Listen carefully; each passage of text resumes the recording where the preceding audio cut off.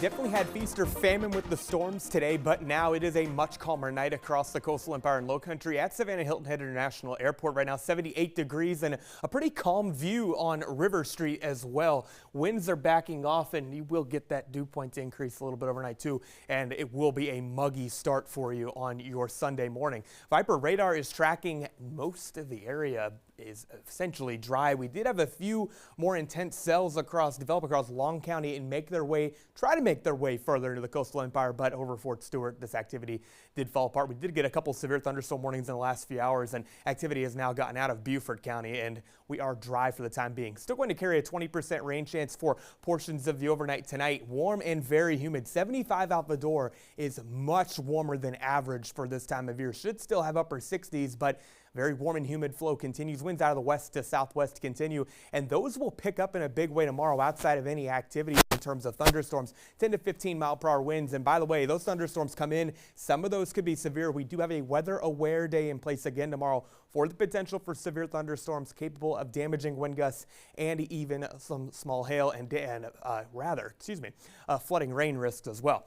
This thunderstorm complex pushes across the Midlands of South Carolina, even into the Grand Strand, but thankfully avoided any trouble here. We did have a good bit of activity though for portions of the coastal empire. Things did get busy, but tomorrow's going to be a bit more active. Much more confidence on thunderstorms coming in now, and these will come in around midday too. This won't be a late afternoon fest at all. This is going to be about 12 to 8 p.m. and it's going to be the next 2 days as well. But tomorrow, obviously, we have much closer to the forecast. Confidence is going to be higher. Again, damaging winds and heavy rainfall are the main threats with that, as we are in the risk for severe weather. Your Vipercast, again, keeps it dry overnight. Now, again, I won't rule out a spotty shower or two, but the start of the day is going to be warm and humid with plenty of cloud coverage. Eventually, some sunlight, more instability, and you have a pre-existing thunderstorm complex that's going to work in.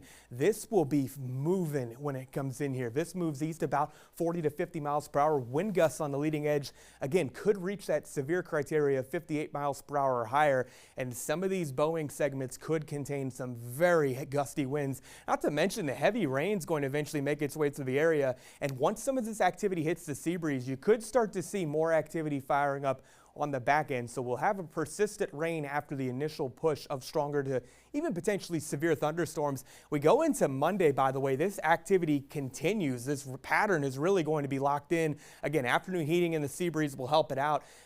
Again, still need to see how much this will manifest, as computer models have been all over the place with this on Monday. But again, this pattern will keep going. Could see additional rounds come in into early Tuesday. And by the way, this pattern of scattered thunderstorms will persist through a lot of the week.